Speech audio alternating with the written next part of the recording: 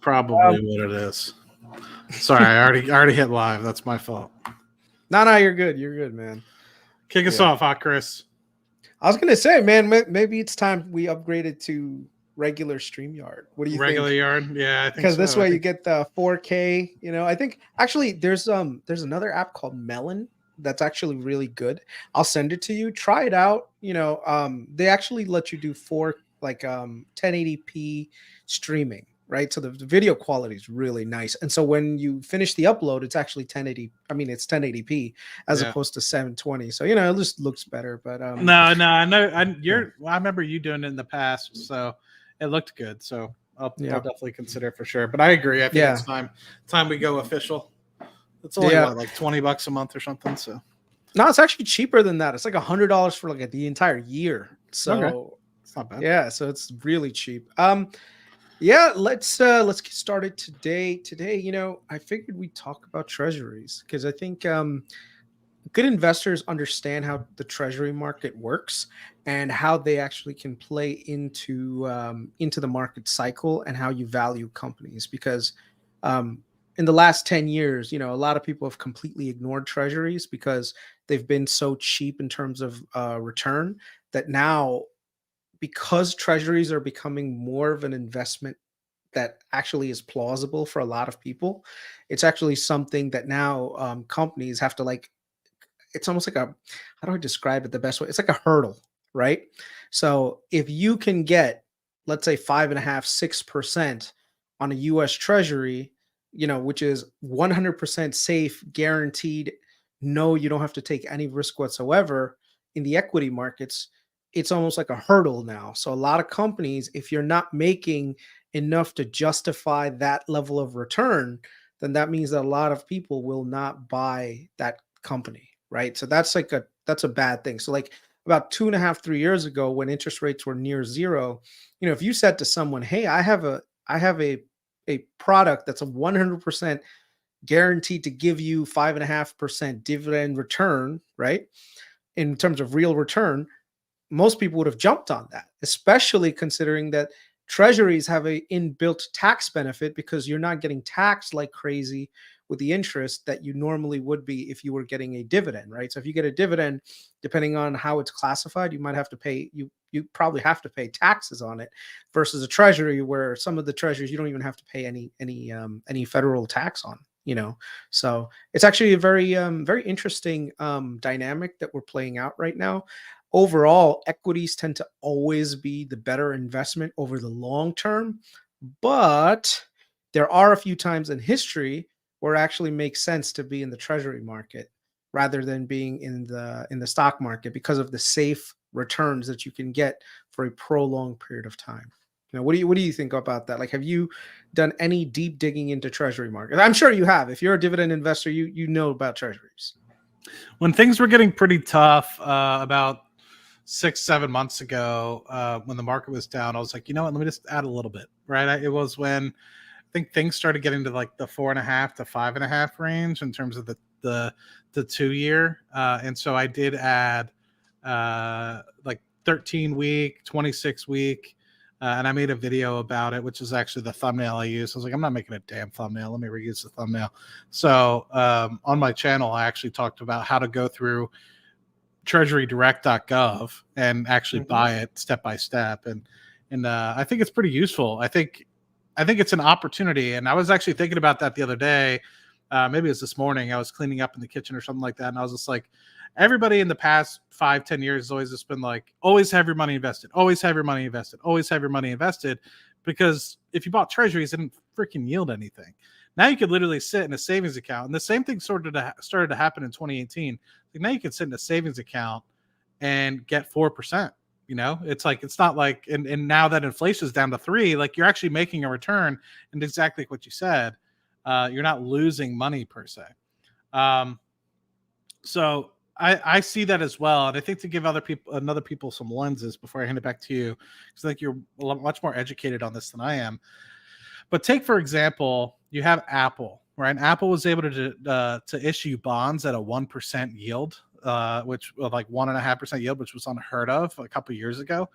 So what they were doing was they were issuing the bonds to be able to buy back stock, because basically it just made sense for them to issue it to just get them a little bit of financial leverage, instead of rather using the earnings that were kind of coming in.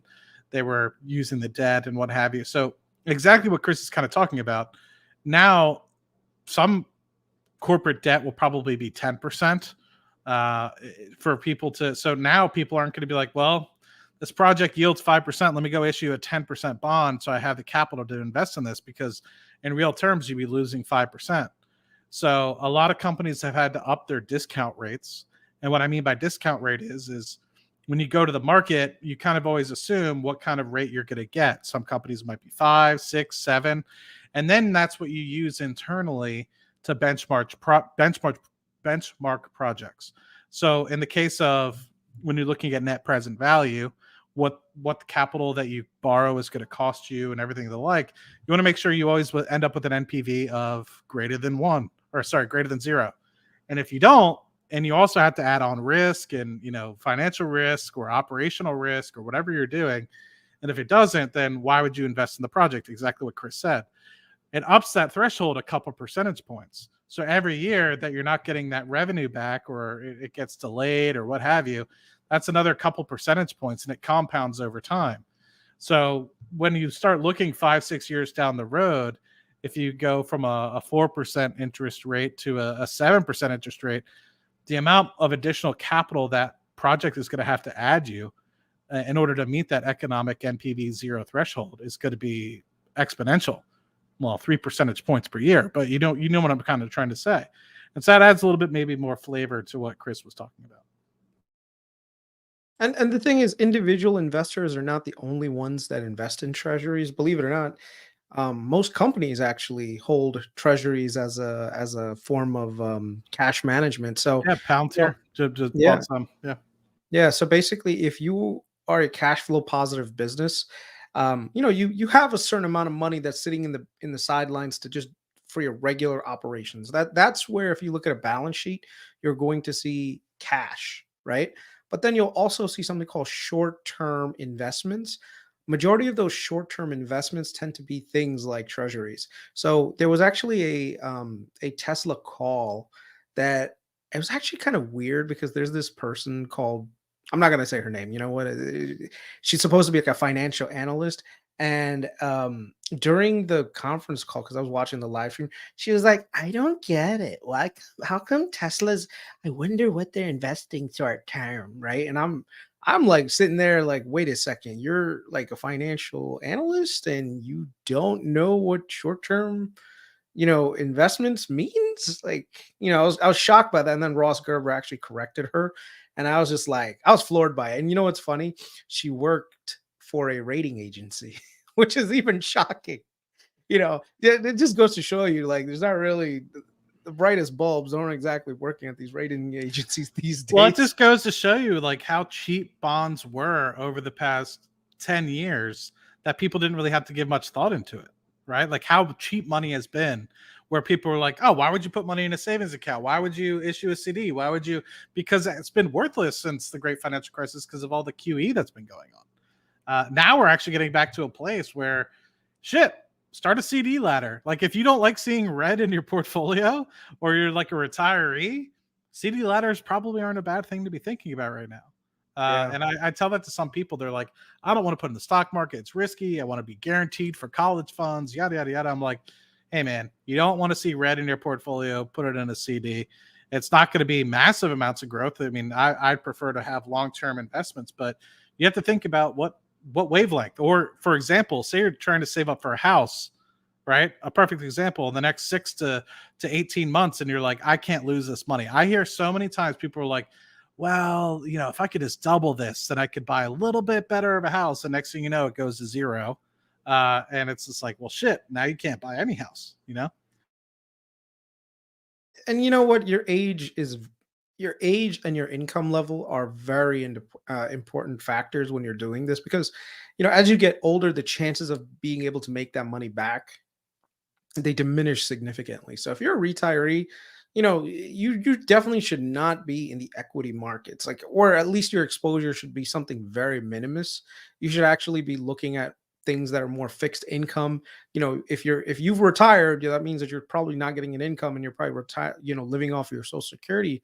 So basically, the money that you do have in your nest egg, you want to utilize that to give you the greatest effect in terms of a return without having to really do much, right? But you also want to have an inbuilt safety that you're going to get paid, because the last thing you want to have is obligations come and not have enough money to pay for it. For someone like us, who are in a younger age, if we have something come up, we could just take a second job. If we lose money in the stock market, whatever, we'll make it up by, investing more next year.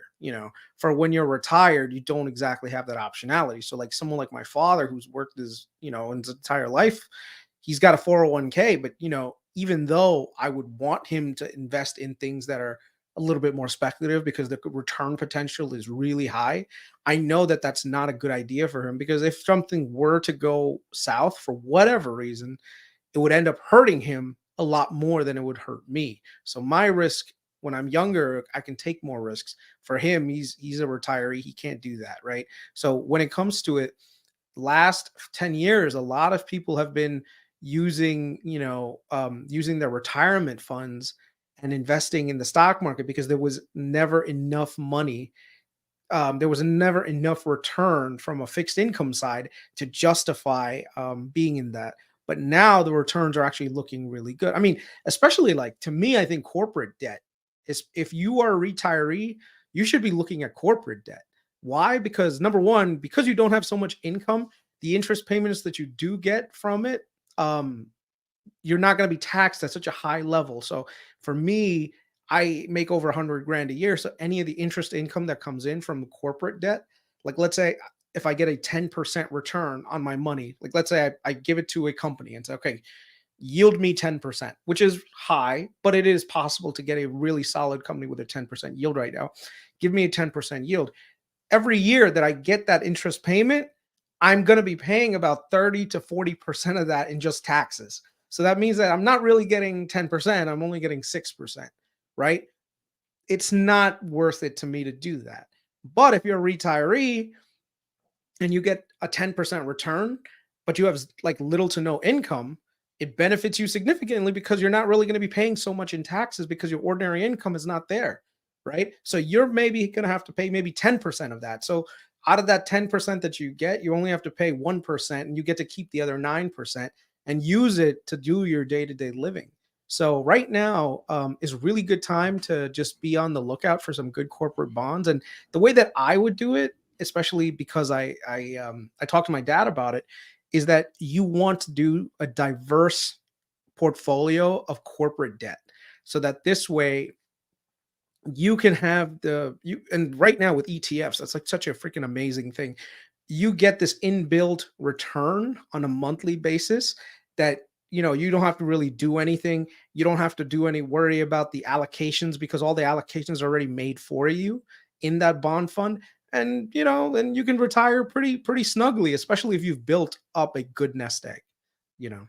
So I wanted to kind of relay this. So a lot of people historically, like the Peter Lynch's of the world, and some of the folks that really kind of have talked about, bonds and how it should always be part of a portfolio of different, and you should always have depending on what your age is, should be your bond allocation, what have you. That's generally speaking been the norm since the 80s. And why has it been the norm? Because generally speaking, every single year after that, this is simplification, of course, but every single year after that, since the 80s, the value of the bonds themselves go up, because basically what they're going out and doing is issuing a bond that has less yield. Well, if a bond has less yield, it means that your bond can now sell at an inflated price to be able to get the yield in the same spot. So generally speaking, when people are talking about 60-40 bond portfolios and stuff like that, we've always been in a very decreasing interest rate environment. And to give you an idea, this is the 30-year over the past, I guess, 50 years or so at this point. Now we're getting to the point where we've hit bottom dollar or bottom interest rate prices, and we're actually starting to go up. And so if you were to have, and I think a lot of people got burned in 2022 and 2023, this is why the banks actually got really messed up, specifically the regional banks, is because we were starting at, 2%, 2.5% yields, and now we're going up to the 5-6% range. those bond values have plummeted in price. And so Chris brought up something, and I want to like make sure that people understand there are bond ETFs that are out there. What I would caution you is things like buying the TLT or some of these other funds. You have to recognize is they're always buying the 20-year treasury bond. So anytime there's new 20 years coming out, you'll notice that they continue to buy up an assortment of different maturities and stuff of the like. The problem or benefit associated with that is because they might have some older 20-year treasuries on their books. And so what I mean and why that's important is, say you have a 2020 20-year treasury. So in 2040, that maturity is going to be 20 years from then. That was probably yielding 2%, 2.5%. Now they're out yielding 5-6%. I don't remember what the 20 years looking at right now, but the value of that 2040 bond is now plummeted massively to be able to get that same interest rate. So when you look at something like a TLT in terms of the stock price, you're going to see that it's plummeted over the past year. And a lot of that, I don't know if it's sharing or not, it is because we've been in this interest rate rising environment. Now, if you remember what I told you, the inverse from 1980 to 2020, bonds, generally speaking, rose in price. So if you look at what's been going on with the 20-year, generally speaking, been a great opportunity because interest rates kept going down, down, and down. And you can kind of look in 2018 timeframe, when they started to raise things again, it started to depress. Well, what happened when the great financial crisis? We started doing buybacks again in 2019 because of the repo market. And then boom, the financial crisis, everything went back down to zero. And boom, TLT goes up to $180 a share. And what's been going on since we started raising rates? Well, it went from $150, $160 a share down to, and so the thing is, I want to make sure, Chris, one of the actual ones that stays at par value. Do you remember what any of those tickers are? I'm trying to remember. Not off the BNB? top of my head. No, not BNB. There's a few that, like, when you buy it, it's actually like a very consistent 6-month sort of treasury, and the bond value kind of, or like the ETF value, stays very consistent. And it's more like buying an actual bond itself rather than a bond fund per se. But Yeah. I mean, for myself, like unlike other people, I tend to do bonds myself. Like, so I like buying individual company bonds for one reason. It's that I can manage the duration, right? The duration is the hardest thing. So the further out you go, the more risk that you're technically taking, but at the same time, you're also securing a higher rate of return. So you kind of, so let me show you guys what I mean real quick. I had to log in real quick. And so what Chris is saying is, like, there's a difference between the ETFs versus the fund, right? If you buy the fund, they're buying the ETFs on your behalf. So that value might fluctuate depending on mark-to-market accounting and stuff like that. What Chris is saying is he's buying the bond. He's planning on holding it to maturity, or if it inflates in price, he might sell it on the open market. Yeah. But it's a very different way, and I just want to recognize that there is a difference. And so Yeah. I want people to recognize that. And the other thing is you're also not paying a management fee, right? When you buy an ETF or whatever, some funds have a pretty big management fee associated with it, and it's something that's not of like literally like something that you really think about, but in terms of a total return over a long period of time can negatively impact you.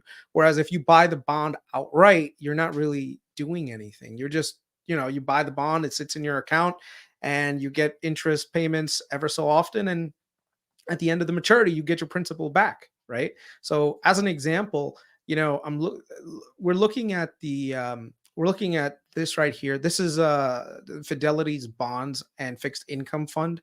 Well, not fund, their screener tool. So you can see here what the different maturities are, and you can see some of the highest yields for it. So I typically will try to describe, well, let's describe this real quick.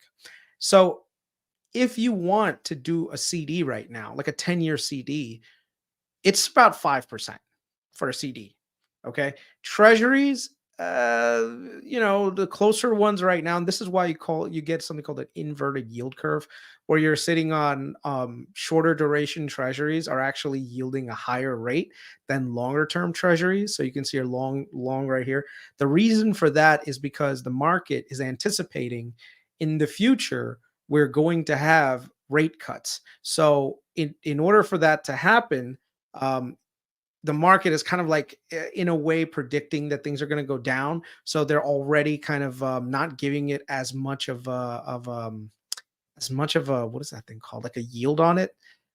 So yeah, so a lot of people, what happens is they'll buy up the longer duration asset and bring the yield down, right? So if the short term is about 5.34% and the 30-year is like 4.3, I mean 4.3%, what happens is this right here, because of the nature it is, it's only a 3-year treasury. Let's say if the Federal Reserve next month says, you know what, we've hit a recession, we're going to cut our interest rates down to 2%. So now what ends up happening is, you're not, when you go to re-up this treasury after this 3-month period, you're not going to get 5.4. You're only going to get the new short duration treasury. So you're only going to get like 2.75%, whatever. Whereas if you have something that's a 30-year treasury, every year you can expect a minimum of a 4.3% for the next 30 years. If you look at what the interest rates were in the 1980s, think about getting a solid 17 to 15% return for 30 years, because there were actually some treasuries that were sold during that time with that kind of yield, which is nuts. Like, think about 30 years, and every year you're getting a 15% return on your money. That's crazy. So now we're starting to see that happen some of the other bonds right now. I typically will trade corporate, probably not AAA. AAA is like the most secure companies in America. Typically, they don't really yield a great return, but for some reason, there's a AAA rated company right now that's yielding that's curious. I don't think I've ever seen this before. 5.778% on a AAA rated bond. Who the hell is that? International Bank for, I don't know who this is. Um, yeah, I have Even to double Johnson and check. Johnson at 5%. That's pretty. Yeah. So let me explain this real quick while we're here.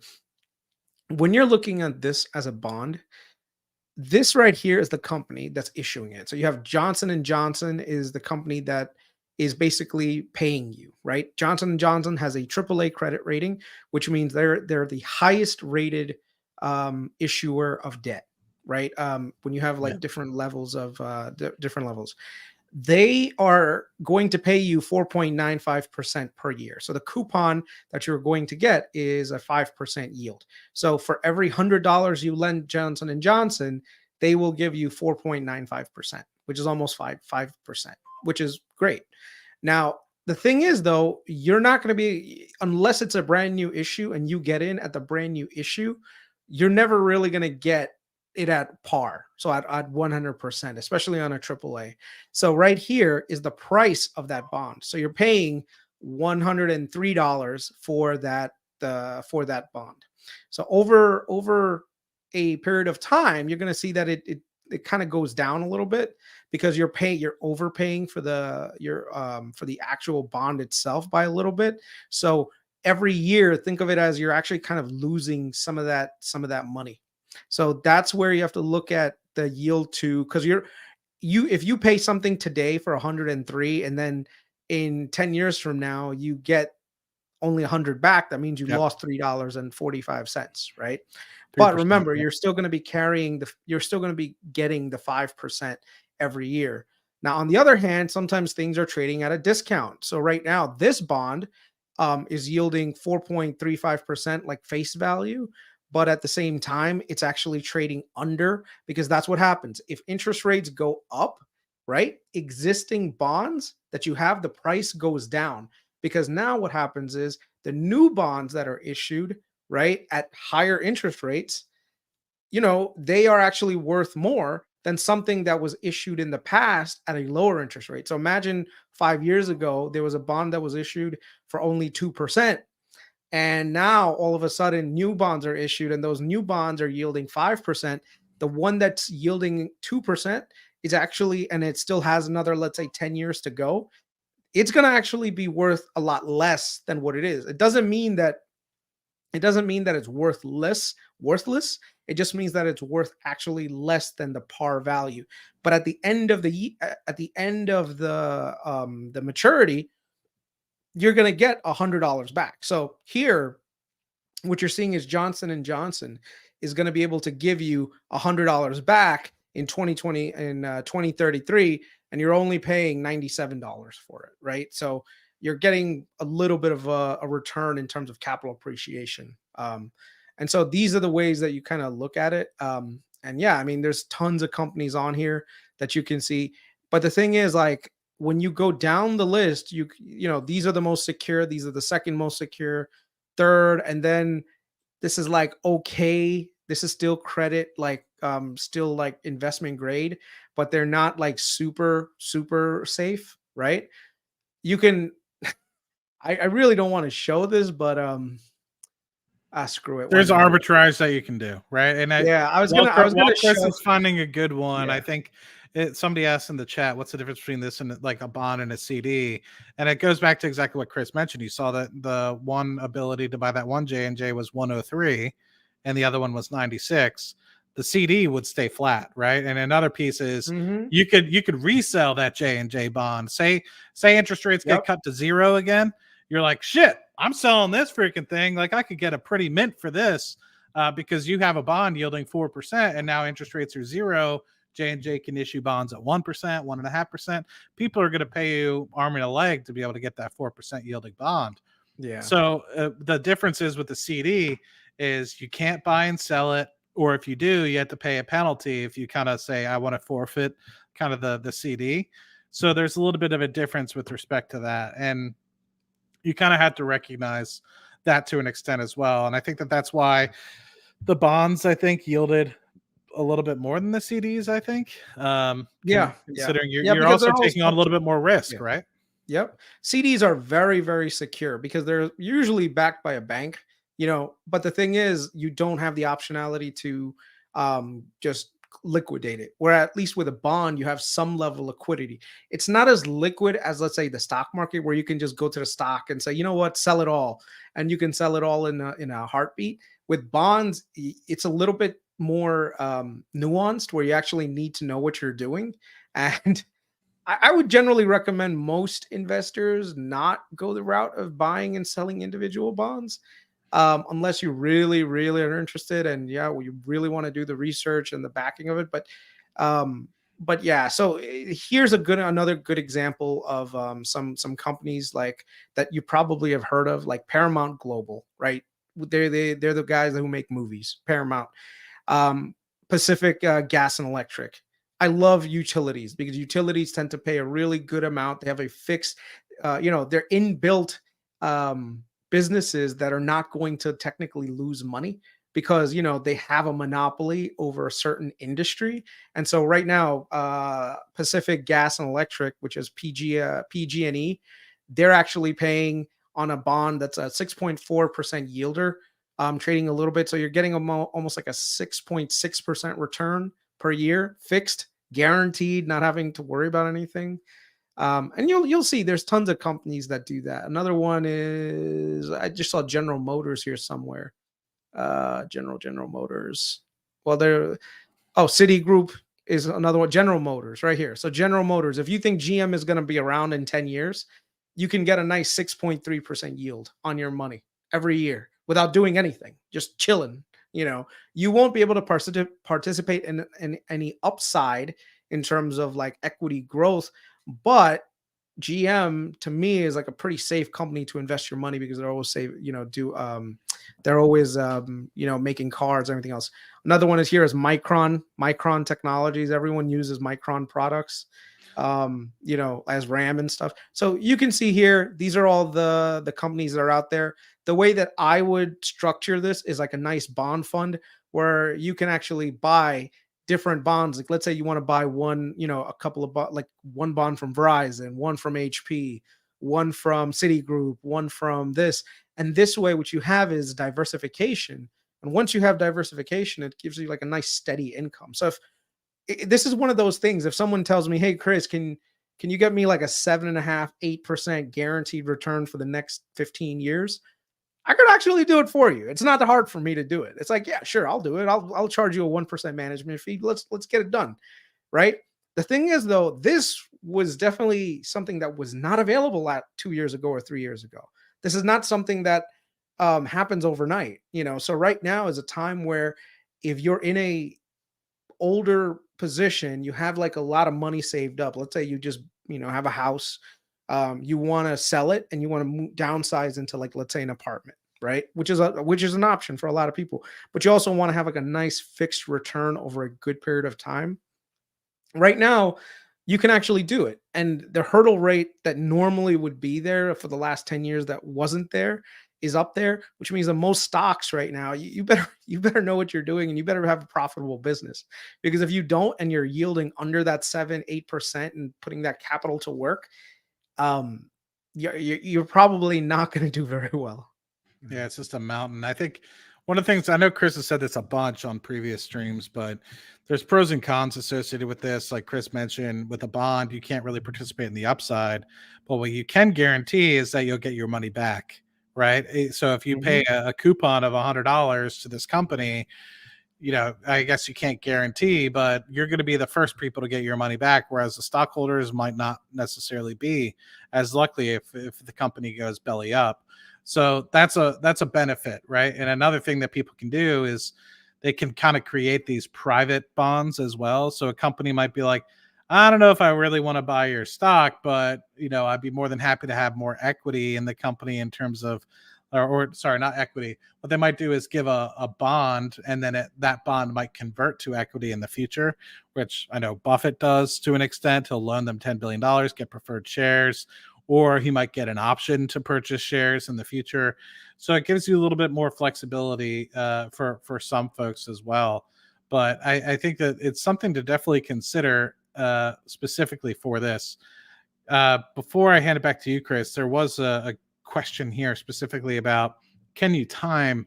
And I think you very much can, right? So to an extent, anybody that was probably holding TLT or something like that, anticipating over the last 6 to 12 months that there would be some massive reversal in the interest rates, probably saw themselves get burned, right? And you can kind of see over the past 6 months when things have slowed down, TLT has kind of been more flat. But you can see since late 2021, it's really been down and to the right. Where you're getting to the point now is we might have another quarter point hike or maybe another half a point over the next, say, 6 months. I don't really know, but we're getting to the tail end, right? We're not getting to that 0 to 5% anymore, where it was a very aggressive growth rate. It's now kind of getting to the point where they're getting a little bit more soft, and they're kind of saying, okay, well, within the next year or so, we might be cutting. So I don't think it's necessarily a bad thing if you're like, you know what, let me look at the 20-year and potentially buy this, TLT.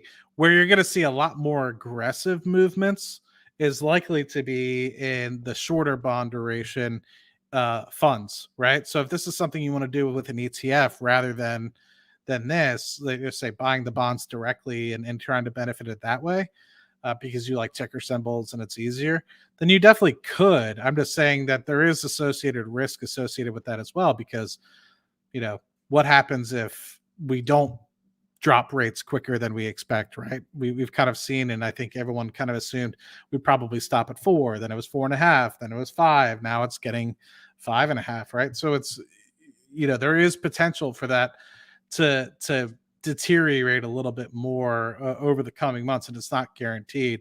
But there's also a possibility that we go into some crazy recession and they cut interest rates back to zero again, and this opportunity could skyrocket in price, just like it did in 2020 when they cut rates to zero. So just a thought on that. I don't know if Yeah. you have any thoughts about that, Chris.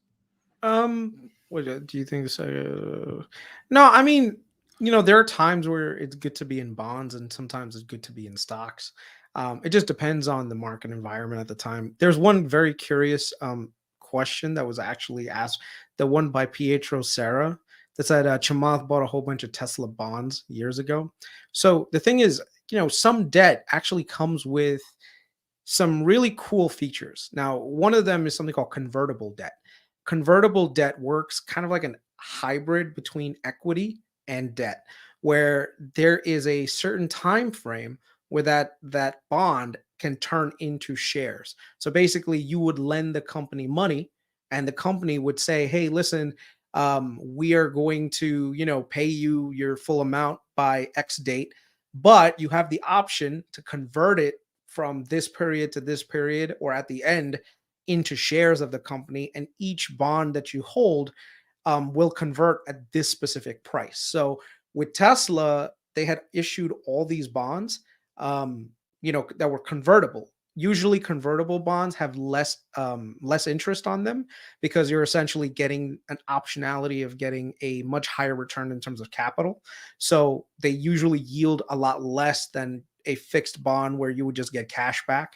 And so those convertible bonds are kind of cool, that if you want to have equity participation where you think, what, I think Tesla has the ability to 10x one day, and I am willing to lend Elon Musk money at 1% interest rate, you know, why not? So now what you have is you have two big benefits. Number one, you are in super priority in case Tesla went bankrupt, right? So if Tesla went bankrupt, what happens is bondholders would actually be the first ones to get money. Equity holders usually get wiped out. Bondholders at least get something back. So you get some security, and at the same time, you're getting a little bit of a yield, 1, 2%, whatever the convertible bond is trading. I mean, giving as a return. But then also you can participate in the upside if it goes beyond that specific price. So most of them have certain price targets in there. So they could say like Tesla's trading at $100 today. In 2025, if Tesla is trading at, I don't know, 150, you can convert your obligation, which is that $100, and basically get shares that are worth $100 at this specific price, and that would end up actually benefiting you significantly. So now what happens? Like, let's say Tesla goes up to $500, you can actually convert at the $150 price, right? So you can see those bonds end up going up like crazy. Now, let's say the stock never goes beyond $100, it just stays at 80, you can just get your cash back. So now what happens is you have like a nice little like system where you're not really taking on as much risk as someone who's just buying the equity. If you bought equity, you just lose your money if things don't work out, right? Whereas with the convertible debt, you're at least guaranteed to get your money back. Well, more likely to get your money back because you never have a situation where everything is risk free.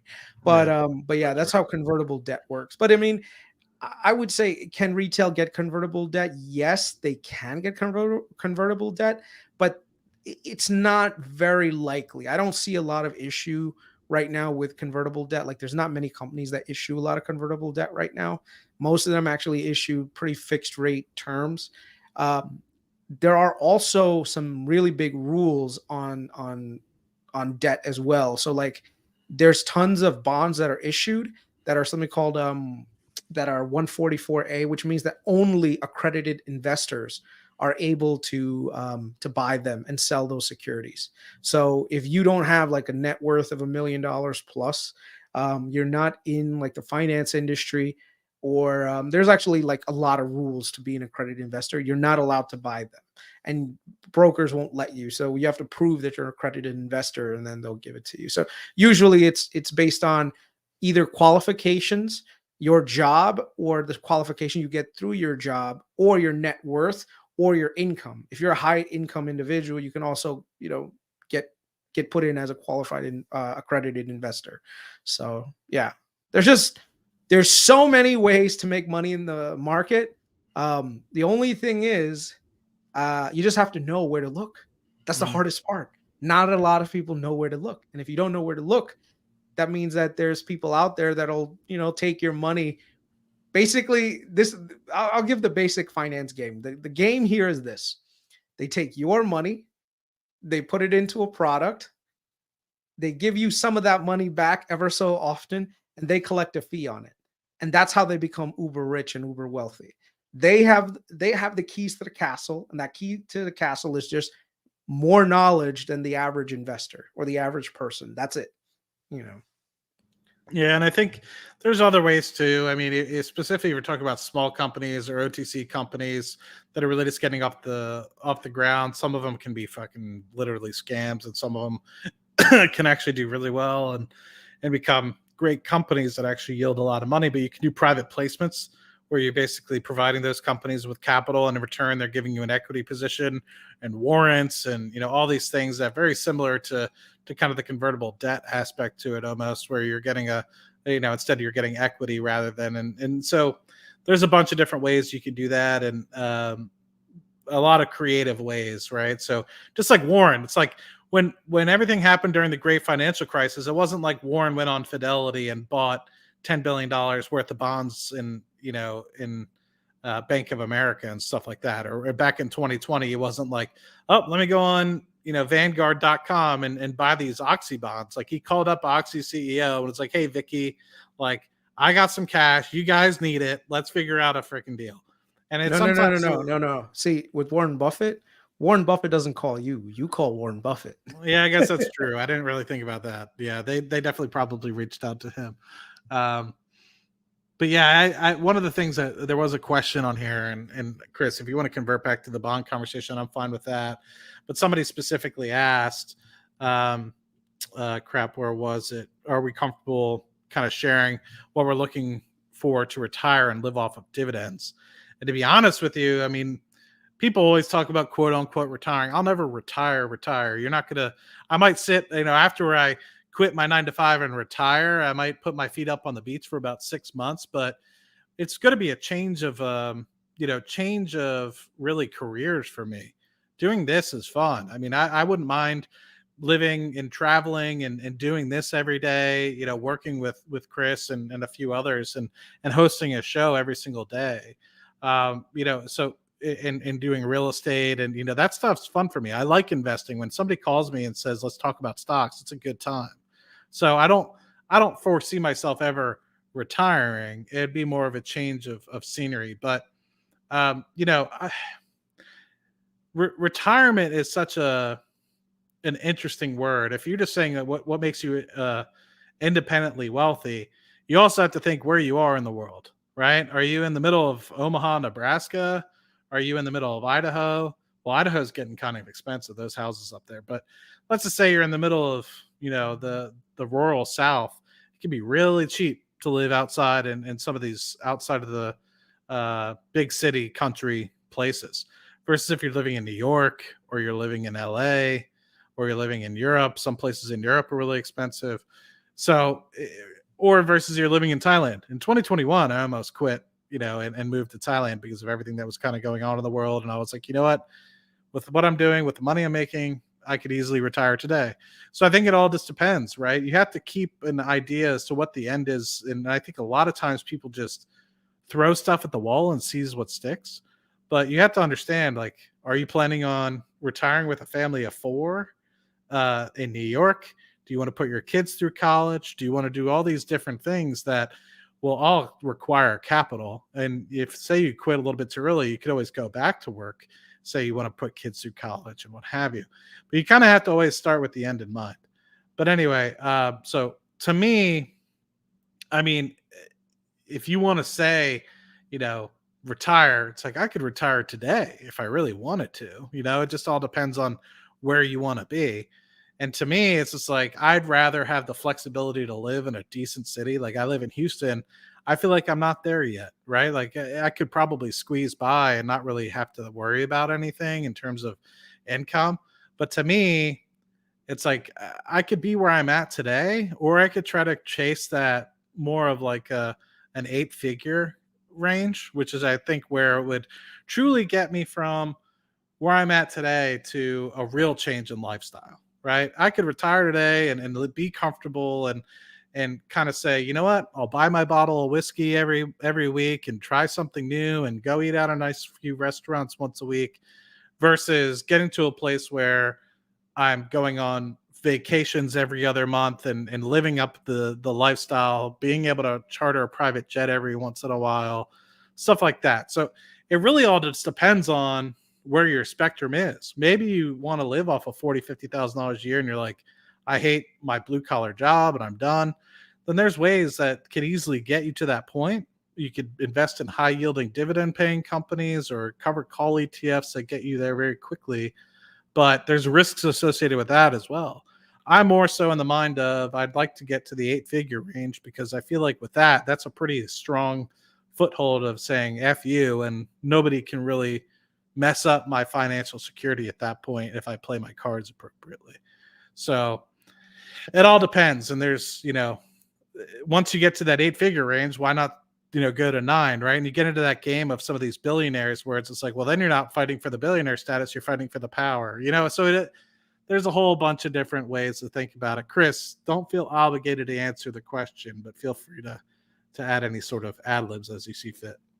It honestly, it comes down to just, do I want to keep working? Like, do I want a boss anymore? Like, I have a great job. I like my job. I wouldn't I wouldn't quit my job. I'm too young to quit my job. The thing is, like, what do you do when you're retired? Like, how the thing that I think people really get, I don't want to say get wrong, but you can't be the only guy retired. Like, if your friends are not retired with you, where you actually can go and have a nice golf game, what are you going to do Monday to Friday when everyone else is at work? Are you going to sit at home and watch Wheel of Fortune or Jeopardy or whatever? I mean, would you go outside and read a book every day? You'd get bored pretty quickly. Humans, we have things to do. We want to do stuff.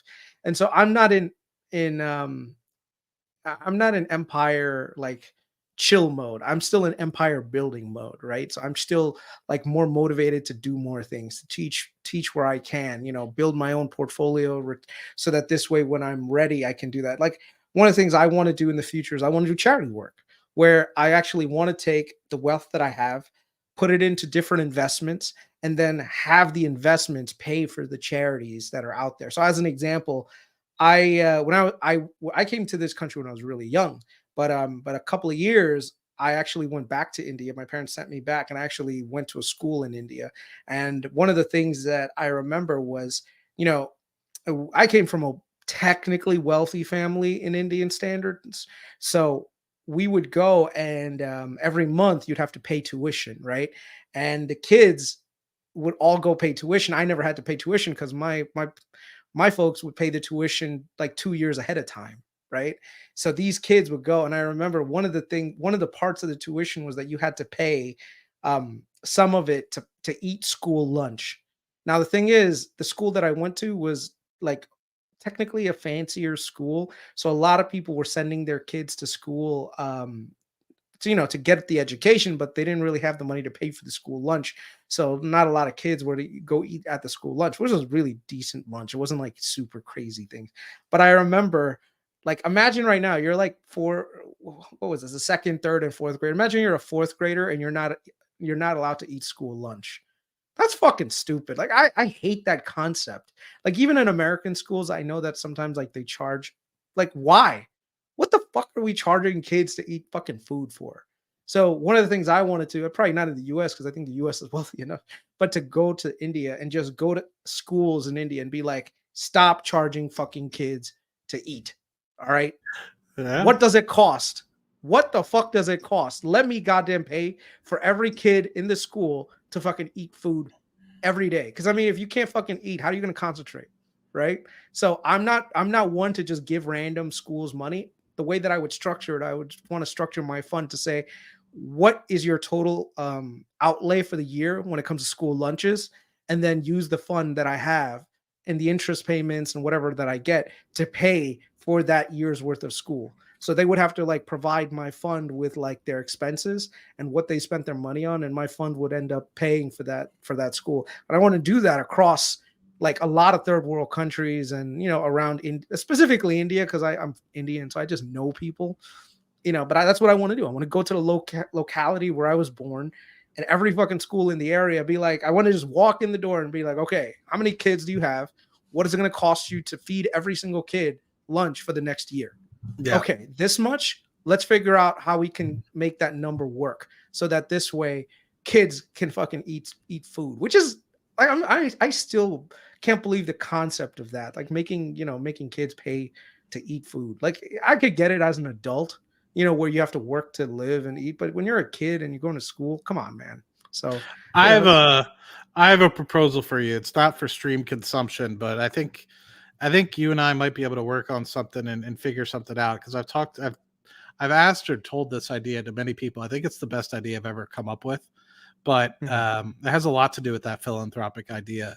And I'll talk to you about it off stream, but it's if I could get it to work, I think it would be something that would be kind of globally known and overall do really well by a lot of different charities and people around the world that definitely need it. Anyway, interesting thought about that. But yeah, I definitely want to give that to you, but it's definitely not for the how do I say, the common mind. I think it's something that's very generational sort of thoughts. But anyway, I don't know if you have any other thoughts. Somebody did say, what are you going to do if they hike another 0.25%? I'm just going to keep doing what I'm doing. But yeah, I think at this point we are likely to get another quarter point. I'll tell you why. And I think I just create a slide for my Patreon, but I'll probably just show you guys real quick.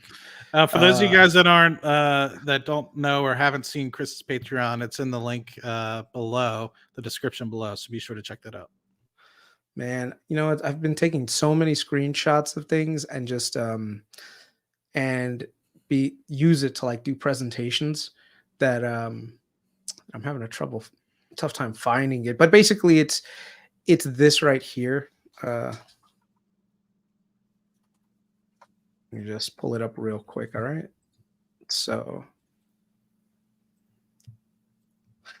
once again, this is the Cleveland Fed Nowcast. Okay. This is like the Cleveland Fed does a lot of data work. And one of the things that I really like about what they do is they do a nowcast. Nowcast means that they take real-time data and apply it against some logic and formulas that they have and some data points that they have.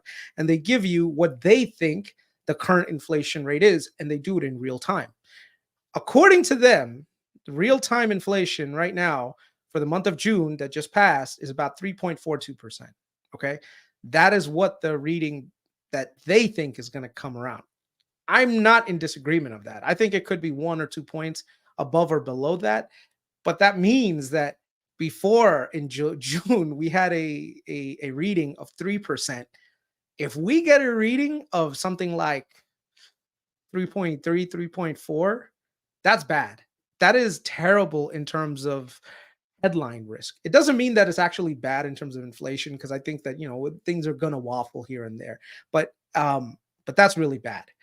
Even though the federal government, the Fed right now looks more at this number right here, which is core PCE, and that's actually trending in the right direction, this is what's going to scare the shit out of people. And this is bad. So right now, according to Cleveland Fed right now, their CPI, headline CPI, is 3.87 for August, which means that you're seeing even further level of acceleration. Now, how do I know that this is probably right? It's because of this right here. Oil price. Who said anything about oil? Chris, you cooking? Yeah, exactly. Yeah. Oil right now for the last month has been on a steady incline. And the Saudis again today said that they would maintain their cut. So the price of oil is starting to rise.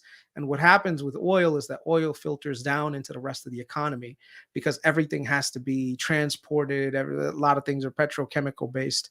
And so this actually is not good, and some of the data points that you can see on the Trueflation side actually point to that as well.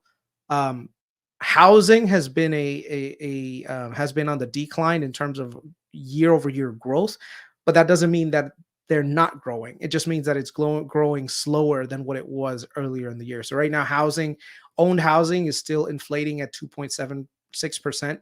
Rent which is actually kind of nice to see, is actually pretty flat for July and for August. What's I was really very led the surprised to yeah see rent because last year, my rent went up 15%, and now I'm looking across Houston, and I'm like, damn, like this place was yeah literally $500 a month more expensive last year than it is this year. yeah Really, really good for me, but I'm probably gonna end up buying a personal residence. I hope Amit calls me out for that one again. Yeah. So we can also see that with food and beverage. Food and beverage led the way down. So in June, it was actually deflationary because year over year, it's actually cheaper last food away from home. So outside, if you ate outside in June, it was cheaper than what you would have paid for last year. Now, this is not you specifically, this is an aggregate, but you can see here that it actually spiked up and it's starting to trend back down again. But this spike was from June to going into July. So the entire month of July, you saw a spike in food prices. So this is not good. Same thing with transports. You can see because of the price of oil, how it's climbing up. This right here will be another factor that gets pushed into headline CPI, even though it technically doesn't matter because the Fed is looking at core PCE for their guidance on how to adjust the inflation rate. We're likely to see a shitty headline number. And because we see a shitty headline number, people are gonna get fucking scared. And people are gonna get scared and people are gonna sell shit off. Like good assets, they'll sell it off like crazy. So I'm hoping that in this flash crash that we're about to see, and I think we just got a jitter of it like a couple of days ago with the whole Fitch re-rating. If we get a shitty headline reading, that day is gonna be fucking bad. So I might actually break a Yeah, cardinal my rule of mine and actually buy some fucking short puts. term puts. But I no, you know what I'm gonna do? I'm gonna probably buy.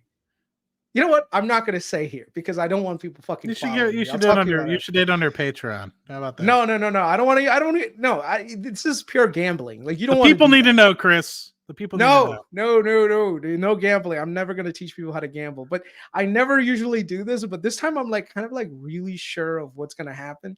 So I'm like, yeah, should I take a little bit of like this lottery money and just put it towards this and see if I can get a 5x return for doing like a 1 day option? You know, and I never do 1 day options, by the way. But this might be the one time in my life where I'm like, you know what?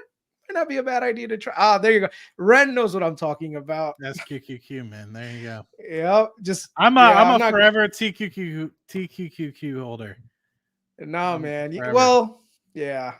So long term. it's just one of those things that I would say people need to just be cautious of going into August. But I will say this that I think whatever happens is going to be very short lived. We're not going to see a repeat of what we saw last year where everything was down 30-40%. I think we see a minor 5, maybe 10% correction on top where we are right now. So if you think about it from an S&P angle, what's the S&P trading at right now?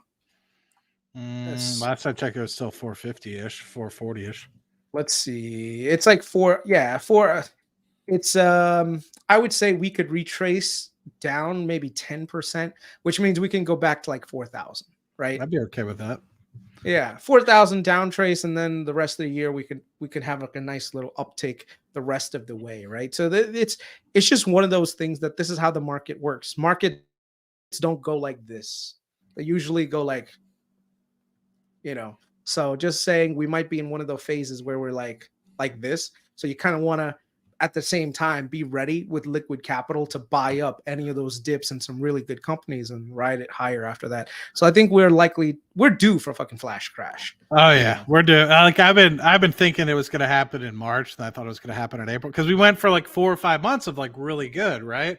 So I was just like, okay, we'll have a little bit of a pullback. I mean, Jesus Christ, and here we are, 6 months into it. And it's like it's basically over the past, I don't know, 6-7 months gone up and to the right only. I mean, you might have had a 5% relief here and there, but even the past month and a half, I've just expected a little bit of something, and there's been very little relief over the past month and a half, where you have at least a little bit of breathing room before all my calls got blown through and stuff like that. Luckily, we've kind of cooled off over the past week and a half, but man, it's been a bit tough. I've been trying to manage those. It's because a lot of people have been sitting on the sidelines. So as these sidelines people's FOMO into the market, you know, you're going to see an extended rally, like even if it's not deserved. So you can see a lot of companies, they're literally hitting 52-week highs after a really shitty year. I think earnings right now is actually proving out to be a good thing for the market because the companies that are doing exceptionally well are getting rewarded. Companies that are doing so are getting handed, getting a a pretty big beating, and the companies that are not doing well are actually getting hit pretty hard.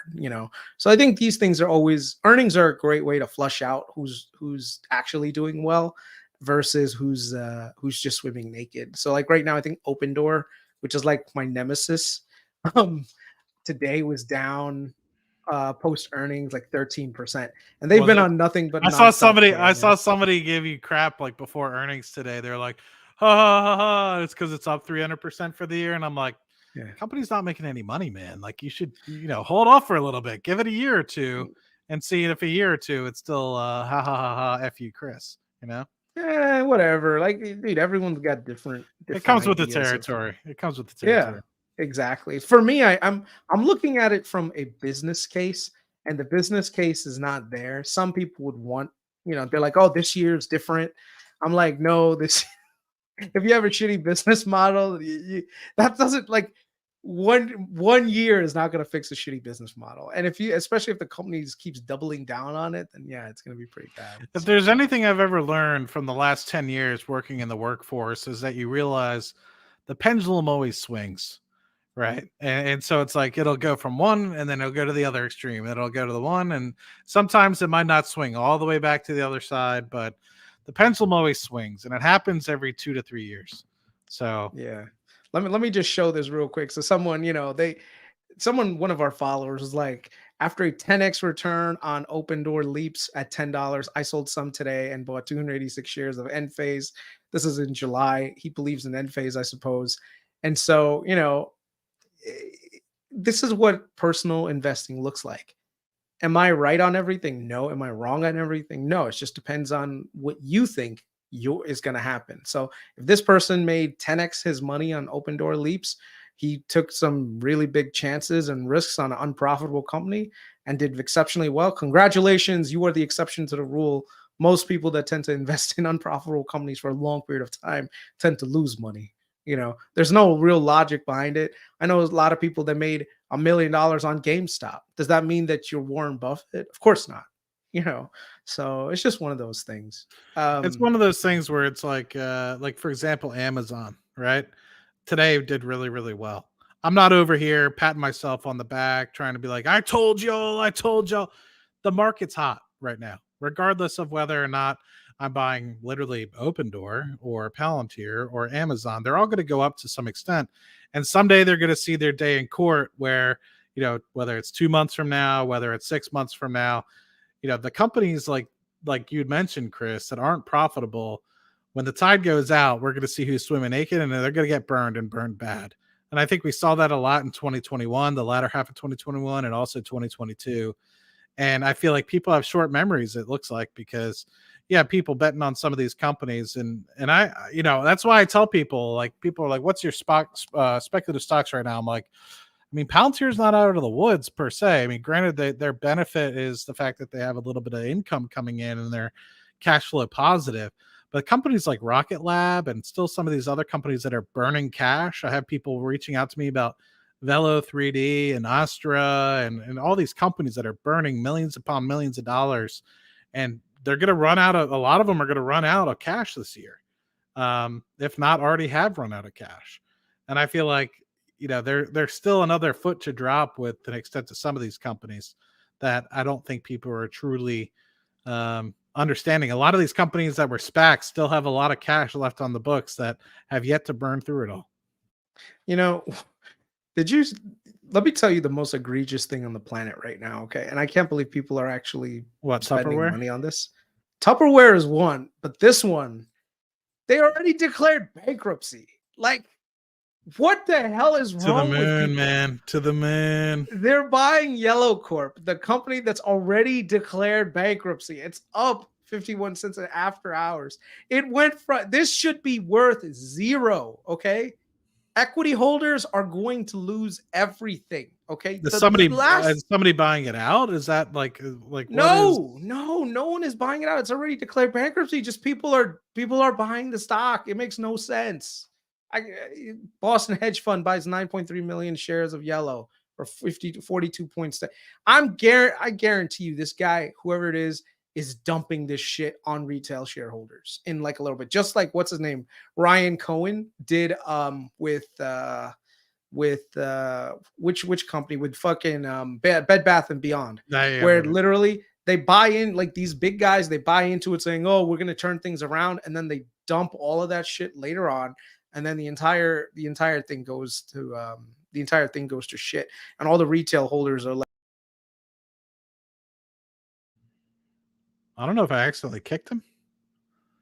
I might have accidentally kicked him by accident. That was my fault. If I did, Chris, come back. But anyway, I was kind of curious, like what other companies do you guys think are going to be the one that there we go. Did I accidentally kick you or did you accidentally exit out? I accidentally closed it. I Okay. the window by accident. Yeah. Okay. I was like, shit. I was like, did I kick him? I'm curious, Chris. What other company? I mean, Yellow. I I'm I'm pretty bullish on trains right now. I think that those are doing really well, but I think a lot of them are overpriced. But I haven't done too much due diligence. I did UNP and I made that split probably in like 2015, 2016. I bought it after the split and I held it to like 2018 or 19, made a pretty penny on that. But I'm kind of curious. I know some people are asking about real estate and God knows what. And I kind of starting to agree with what your thoughts are with respect to the oversupply that's probably going to happen when interest rates go down. But I don't necessarily want to dive into that.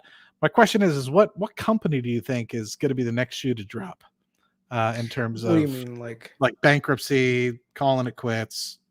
there's so many, man. Like it's let me hold on. I have like this. I have a portfolio, like a watch list of all the meme stocks, right? So it's nothing but meme stocks in there. Not because I plan on investing in any of them, but it's just like, huh? Like Chris y'all is on still around? fire and closed himself out. I love that. Yeah, like okay. Um skills. Do you know what skills is? I haven't thought even that company hasn't even crossed my mind in like 18 months. Yeah, skills is like one that it's just People say I'm like Binance, Carvana, I Nikola. I didn't even think that they were going to be around anymore, man. But Nikola is another one. But Nicholas supposedly still has some value Rebranding, in aren't it. they? Aren't they They're doing rebranding? something, man. They're doing something. So Skills is one that's just worth watching when they go bankrupt. Lemonade is another one that took a big dump today. Let me see. Yeah, Lemonade is down like crazy. I think I had Lemonade at one point, believe it or not, because I was like speculating a little bit on it, but now it's down to like 1 billion market cap from when I think it was like 5 or 10 billion. What's another one? And there's just so many. Nikola, AMC somehow is still alive. GameStop is still alive. Carvana, Carvana actually had a solid business before they started doing really dumb things. And so they're actually making a comeback, supposedly. Like, think about Carvana, Matt. At one point, Carvana was, I think, trading at $3 right now, and they're trading right now at 52. Like, that's freaking nuts. Mhm. That is crazy, insane return. You know, imagine you had some call options on Carvana at the right time. Yeah, I Shoot. think it was over. Let me get it on Google because Google will tell me. Thanks, Google. I don't know what's taking forever. But no, I know at some point it was up over 1,000%, which is a 10x on your money, right? So Yeah. that's Dude, it's absolutely $3. Think about it right now. $3 is $50 right now. You know. yeah. Eh, I don't know. Yep.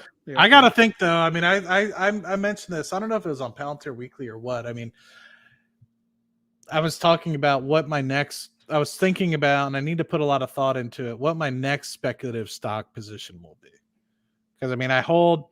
Everyone knows I hold TQQQ. They know I hold Amazon. They know I hold Google. They know I hold Palantir, and they know I like Rocket Lab.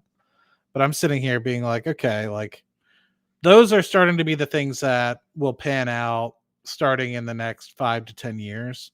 What's the 10-year thing that I need to be focusing on today? And what industry is it? Is it, I know you guys like Enovix and stuff like that. I'm just like, is that it? I mean, I need to focus on something about, and maybe I shouldn't think about, more than that, because sometimes when you have some of these things like 3D systems, I remember I bought that back in 2012, 2013. It ran from like $13 to $100 a share. And I was way ahead of the time on that point. And, I sold it. I thought it was king shit, man. I had 3 shares or something like that. I sold it for like $300. Anyway, You know what it is? We have to find a trend. That's the key, right?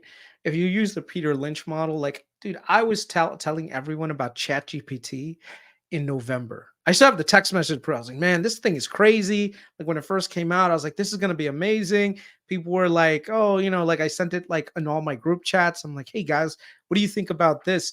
And so you could see the wheels turning around. At the time, I should have figured, holy shit, who's powering this? And it's like, is it Nvidia? And Nvidia had just run up so fast. That's where I got into SMCI. But the thing is, it's just to be early in finding this crazy revolutionary thing before everyone else does. I can't believe I missed the rise in AI. But I think now there's a perfect time to like, we still have another probably 5 years of generative AI to become a thing. I know some people think it's a bubble. I don't think it's necessarily a bubble, though there are some companies that are very bubblish. I think if you're in the right companies, you'll do exceptionally well, because I think there's only maybe like 5 companies that are going to benefit from this significantly. One of them being Google. Like I'm so bullish on Google, man. Like out of all the FANG names right now, do yourself a favor and buy some goddamn Google. If there's a company that you want to DCA into for the next 5 years, it's Google. The amount of cash flow they generate, the reach that they have, the crazy levels of I know it's not FANG, but you're thinking Google over Tesla, even. yes. With Tesla, there's tons of competition coming, right? I know a lot of people say, no, there's no competition. Tesla cars are the best. And I'm like, okay, 5 years ago, that might have been true, but right now there's Chinese EVs coming into the market. You've got American car companies switching their portfolios to EVs, right? You've got brand new companies like Rivian and stuff. They're coming out with new EVs. So you're no longer the monopoly that you were 5 years ago. I'm So I'm seeing a not lot of sure. those Rivian Amazon trucks on the road. Like I Yeah. see them every day now because I'm driving on the Yeah. highway. I drive on the highway for 25 miles, and every day I see one. It's crazy. Hey, Yeah. I And the do thing, have one. yeah. I do. Sorry, I didn't mean to cut you off there. I Yeah. know one thing I asked. I don't know if it was somebody else the other day, or if I might have asked you. There's a lot of foundries going up in Texas, Mhm. and I don't know. I know so like Texas Instruments is doing one, Samsung, and I'm kind of curious what your thoughts are, or do you think it's going to be, in the grand scheme of things, a nothing burger? People just trying to diversify from TSM or what? Well, I mean, TSMC just does a really, really good job of producing semiconductors. The problem with semiconductors, investing in especially the production side of things, is that it's very cyclical business, right? You have these periods where there's so much demand, and then there's periods where it just goes down, and then you're constantly reinvesting money into it. It's a profitable venture, but it's it's not something that's easily done. Um, I would probably have to take a step back and really research it, because there's been companies that have had their own foundries in the past. Like AMD at one point had their own foundries that they had eventually just sold off into global foundries, because they just wanted to focus on design, and that's where they really did well.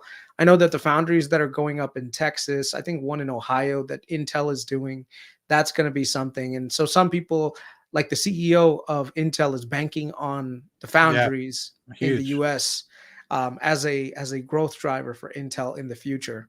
Um, I'm not sure I'm in agreement with that, but I don't know the industry enough to really talk about it You brought much, it to be up. honest with you. Do you think Intel's turned the leaf, or do you think they have another year or two before they really turn the leaf? I don't know, man. I really don't. It's Like, been on a, it's kind of been a crap storm for the past, like, I don't know if I told you this or somebody else this the other day. It might have been you, so just let me know. But I was like, trading Intel on earnings was the easiest thing of all time. I literally would wait for earnings to come up. They'd miss. They'd drop 10, 15%. I'd sell a put and like low 40s. They would go back up to the 50s. And then the next quarter for like, it was like the middle of 2020 to like early 2022. It was the easiest trade of all time. Um, hmm, and it wasn't a lot of money, but it was steady. It was damn steady money you'd get every quarter. Um, yeah. anyway, Yeah, no, Intel, I don't know if Intel's really come back yet because they're still down in terms of revenue year over year. AMD is eating their server business right now, which has been one of their biggest selling points. The consumer electronics segment has slowed down considerably because there's just so much demand during COVID that a lot of people bought laptops and computers like PCs and everything else. So I'm not sure that there's a lot of demand going forward. Um, yeah, just I'm not certain on Intel, to be honest with you. I know that they recently launched their GPU lines a year ago, but those haven't like they're not necessarily as popular as AMD's or Nvidia's GPUs are. So they're like a third player. So I think if you buy Intel versus AMD and Nvidia, you're pretty much buying the third, like the slowest horse in the race, who is in the process of getting better, maybe.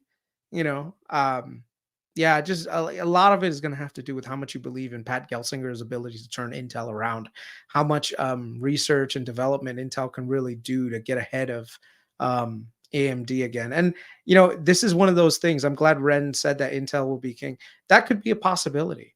If you go back to 2013, AMD, everyone said was going to die, and then I Lisa Su counted it came out. I in, would and laugh about it with my buddy all the time. We're like, yeah, ha, $2, silly yeah, shit, piece of shit stock.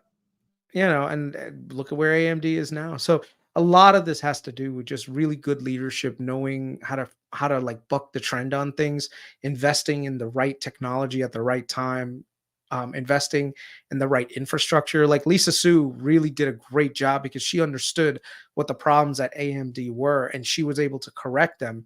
And yeah, and you can see the tangible results of to what happened. So maybe that's the case with Pat Gelsinger. Pat Gelsinger has come in and said, you know what, we're gonna really like lay the what do you call it? Like really put it down and go heavy in terms of investing in the foundries. And that could be something that could be a big moneymaker for them in about 4.5, 5 years. The part that I could see that actually happening is that there's so many custom silicon that's being developed right now, like researched by every single major FANG, because there's so many use cases for AI that you don't want to wholly become dependent on NVIDIA chips. Yeah, You want to NVIDIA, yeah. design these things yourself so that this way you're not literally like living on the good graces of NVIDIA providing you with your GPUs. Like And Google, did you yeah. read this? So I looked through a little bit about the Amazon and just kind of looked the initial remarks about the basically like the actual earnings report and stuff of the like. And it wasn't in the presentation as you and I talked about yesterday. Their earnings presentation is always very simple, and the love is kind of in the language that they use during the earnings call. Did I read right that Amazon was kind of creating their own chips and stuff They like that in are. the They back? have Yeah, been. They yeah. have been. I had no Yeah. idea until I kind of read that today, and I was just like, Yeah. interesting. Yeah. One of them is Megatron. Have you heard? I think Megatron chips. The funny thing is they've given really like cool names. Hold on one second. I'll tell you what they're called. It's on. I just typed in Amazon chips and it actually gave me Lay's potato Yeah. chips. So Order I'm from like, Fresh now. Hey man, I've been doing I would be honest. So I've had Prime now for a little bit and I've never done like the send to my house sort of thing yet. And I'm mhm, sad that I did it because now it's all the time. I don't like I rarely go like I'll just be like if it's a non-perishable, then I immediately send it to my house and they knock on the door and they're there and it's like Jesus, yeah. it's bad news. I never should have started it. Yeah, yeah. No, Amazon's been designing their own chips for their own data centers for quite some time now. They're doing the same thing with AI chips because, like I said, you don't want to end up. you don't want to end up being the vassal to Nvidia, right? So if you rely too much on Nvidia, your entire business is almost like dependent on Nvidia giving you chips. You know, same thing with Microsoft. Microsoft has their own chips division now. Has their own chips coming out soon too. Google uses their own TPUs. So the Google's ahead of everyone when it comes to that. So if there's actually a contender to go toe to toe with Nvidia's GPUs, it's actually Google's TPUs. And even though Google does use some of Nvidia stuff too. So it's just a very interesting thing. ARM IPO. You know, that's a very interesting thing. I've spoken about it in the past. My only thing is I want to see that S1 that comes out for ARM, because I want to see like what are their profit margins. Like you don't want to just, especially things that come out during IPO, you don't want to overpay for anything. You want to understand what you're buying. And one of the things that you're doing is when you do a traditional IPO versus a SPAC, you get all that stuff in the S1. You could literally just dig deep and find out what it's actually worth. So, yeah. Hey, I have a personal question, and then I think we should end it there after that. I know you're a Fidelity user as well, and I think that you probably are have it enabled to kind of get the news about the upcoming IPOs. Mm-hmm. Have you seen one for ARM on the Fidelity website, or is it? I have not. Kind of okay. Not. No, okay. I haven't seen it. Very good. Very good. All right. Well, I appreciate it, man. I know we were talking about bonds, but we moved on to other things. But as always, that's always the case, man. Always picking your brain is, you know, you have a fascinating mind, and you know a lot about the markets. So, love hearing your perspective on everything. Yeah, same with you, man. Here's a question before we go for you. What do you think is going to happen with oil? I'm hearing that we could see it end up breaking 100 a barrel. Now with China's resurgence in demand, the lack of investment from our side, you know, SPR is not like this time SPR is empty. So you can't even use that as a lever. What do you think happens? Yeah. Well, I was hoping that there would kind of be like how the Fed had like a Fed put. I was hoping like America would have the SPR like call basically, where they were just like, yep, let's start her up. But no, man, but Uncle Joe is just like, nah, we're not going to fill up the SPR. But I think short term, you know, I see that there's going to be a supply shortage because of this is my perspective with what happened from 2020, where everybody was laying down rigs and people were foregoing projects and really like keeping the oil in the ground, and the bankruptcies of some small players that obviously couldn't withstand because they were still over levered from 2014, and then 2020 when everyone was kind of getting their footing again, just kind of took them out. You know, I saw a good resurgence in 2021. 2022, though, the thing that bothered me was we went from like something that was rather comfortable, which I think comfortable for everybody, comfortable for the consumer, comfortable for us in terms of like being able to make a little bit of money and not really be greedy, at like 60 to 65 bucks a barrel. And you went immediately up to 120, 130. And if you were talking about Brent, you went up to 140. The thing that did was shock the crap out of a lot of supply chains, one, which obviously is inevitable, right? I mean, that happened, you know, everywhere, right? And it was kind of for a different reason, right? I mean, some people were having the semiconductor, you know, supply chain problems, but people started rushing back to investing as quick as they could because oil now, the margin, the thing is like when things are steady at 60 bucks a barrel, everyone is, you know, if you have that for long enough, people are going to find a steady median, right? The thing that is bothersome when oil prices move up expansively or they become very profitable is that the service companies do the same thing. The demand goes up, so what do? They raise their prices for contracts and stuff like that. So 2020, you were able to pick up an offshore drilling rig, for example, for about $150,000 a day. Keep in mind, these are massive football field, 2 football fields, sometimes 3 football field facilities that are able to drill in 10,000 feet of water and handle and drill pressures and depths of 20,000 psi and up to 40,000 feet deep below the mudline, right? So massive sort of capability that these things can hold in terms of lifting power, stuff like that. You immediately saw that jump out to 450,000 barrels. Sorry, $450,000 a day within the matter of 18 months. So in that respect, like you started to see projects get delayed. We'll revisit this in 3 years. Um, you know, the lead times on a lot of things have expanded. So if you haven't ordered it yet, you're not getting it in 2025. You're looking in 2026 now, which, you know, sucks because now you're having to plan for so many years ahead. Who knows what oil prices are going to do, right? So it starts to get people to kind of back off a little bit. And what the thing that's kind of noticed is we're back to, you know, within a million barrels or two, the pre-COVID sort of usage and demand. And Mhm. so we're going to continue to climb as we did in 2021, 22, now in 23. We're probably going to climb another million or two to probably 102 to 104 million barrels of usage next year. So probably 21 and a half, 22 million um, in the United States alone. But we're not continuing to invest in a lot of projects. And And also, sorry, go I don't ahead. think a lot I don't think a lot of people will, because the thing is, like, I this is the part that these investment cycles, they take between 10-15 years to, fully pay off. The question is, Yeah, payoff. Yeah. will it even matter in 10 years at the rate of adoption of EVs? You know? It's twofold, right? I mean, you have to think about some of this crap. I shouldn't say that. You have to think about some of the stuff, the investment cases, and exactly what you're thinking. There's so many different ways to look at it. There's so many lenses, so many perspectives.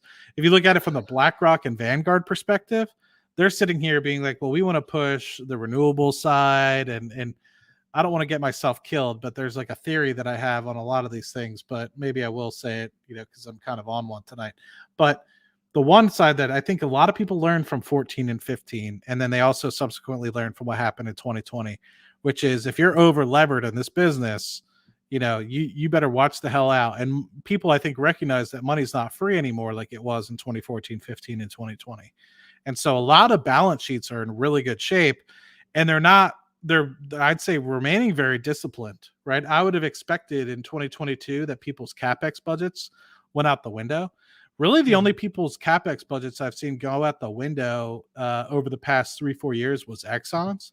They were actually producing at a cash flow negative rate, but a lot of that had to do with the fact that they knew they were doubling down the Permian. They knew we're getting Guyana online, and Guyana now is just an absolute cash flow machine for them. And they're about to get their fourth and fifth on the next 2 years. They're going to be making over 1 million barrels a day, of which they own. It's either 45% or 60. No, it's definitely 45% because I think Hess owns 30%, and then the remaining is owned by CNOOC. So that was them investing through the cycle because they knew they had a 13 billion barrel recoverable, not in place, recoverable resource in Guyana that they had to start churning the hell out, and their break evens are 20 to 30 bucks a barrel. The other piece is so I think people are being prudent and they're being mindful of that. So now you have healthy balance sheets and Oxy and a lot of these good players. I think the only ones that are really in a rough shape are the smaller players that are trying to still kind of leverage themselves. But you have these big players that are holding up probably closer to 15 to 20% of the game if you think about it, and doing relatively okay. The yeah, growth in oil demand. I Yeah, think we'll still grow until 2030 personally, but yeah. I mean, everything that I'm reading, even the IEI is reporting the same thing, that the amount of marginal demand is going to start to really impact uses. So, like with EVs right now, the total number of EVs sold on an annual basis is just crazy. So the thing is, like, remember, every time an EV is sold, that's like one gas car that's taken off the market, in terms of future demand. So if you think about how many gallons that typically car would normally use, you're talking you're talking at the million EVs per year scale. And I think next year it'll be tens of millions of EVs at scale. And China, which is the largest consumer the largest producer of auto, and actually who has the largest auto market in the world, mhm. they are actually converting majority of their fleet right now to EV. So I mean, future demand. Some people that I've spoken to said that even oil demand in China has already peaked.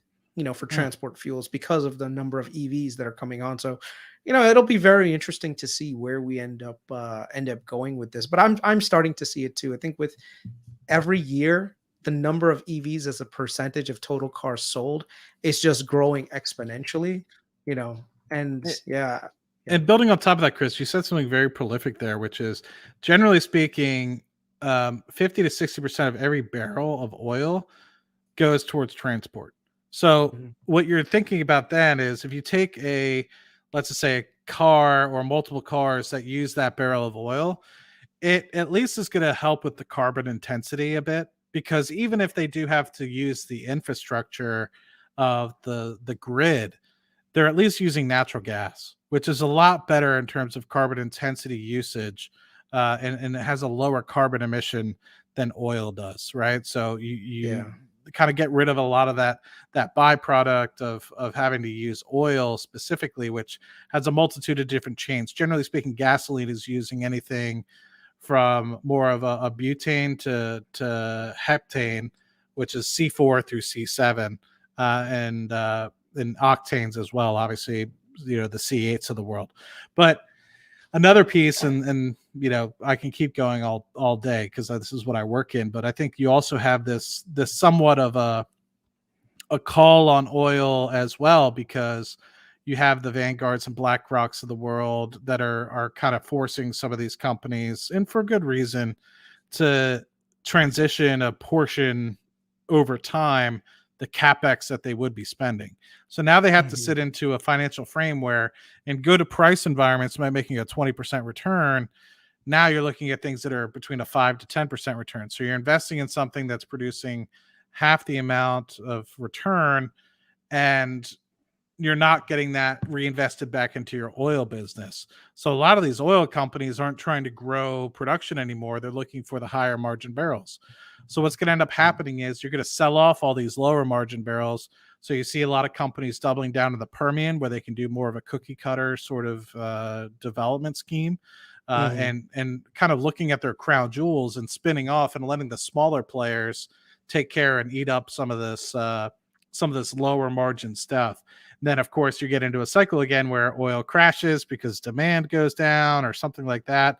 Then you'll have some of the smaller players, and then they just won't come back. And so I think it's going to be a long game and very cyclical still to go. But I'd say there will be years where we go out of this range. But I think 70 to $90 is a very comfortable range for everybody, where oil companies can make money, as we've shown in 1Q and 2Q this year, and the consumer isn't really crying out for help. And I'll Yeah. I'll probably leave it there. Yeah, just I'm looking at some data points right now, and um just so I can share the data points, just to quickly just let people know. Right now, the total amount of EVs per like total cars sold, demand for electric cars is booming, with sales expected to lead 35% this year after a record-breaking 2022. Right now, according to IEAI, in 2020, 4% of all cars sold were electric. 2022, which was last year, I was going to say 15, 14%. Well, 14. yeah, 15%, 15%. And right now they're projected by 2020, oh, by this year, 20%, close to 20%. So you're looking at 1 in 5 cars. Every new car that's rolling off the lot is going to be an EV, and probably by 2030, it's going to be half of all cars sold are going to be EV. And I I mean, I believe it or think not, yeah, it's yeah, inevitable, right? I mean, yeah, you had the people that were like, "Oh, I'll never buy a Tesla," right? But they'll buy it because it has a pretty blue oval on the front. Because I hate Ford, but in reality, they make a great product. But people love their Lightnings, dude. Best selling truck yeah, in America. The fact that people are like, "Oh no," people that love their Ford F-150s are going to buy a Cybertruck is like maybe some, but some of them, like myself, I probably wouldn't buy another EV truck, but I'd probably buy an EV Silverado. And I yeah, love my Tahoe. I grew up, my family always had Tahoes when I was growing up, or Yukons. So yeah, they come up with the EV Silverado or EV Tahoe or Denali. Like I'd yeah, be all up in that, right? It might be more expensive. I'd love to buy a Hummer, but I just can't afford it. I'm not rich like Chris. So I'm not rich either, man. Don't tell people that. I will. you're gonna have people knocking on your door. No, what's interesting is the pricing on the electric is actually pretty comparable to what you would do on a gas car. Like I'm looking at a F-150 electric right now without the additional things, like close to 50,000, which is not that bad considering like a regular F-150. That's MSRP Uh, though. When you get it on the lot, people will be yeah. bidding that stuff up. Yeah, let me just look at the price on a regular F-150, like not the super lariats or anything like that, is like Oh yeah. 33K.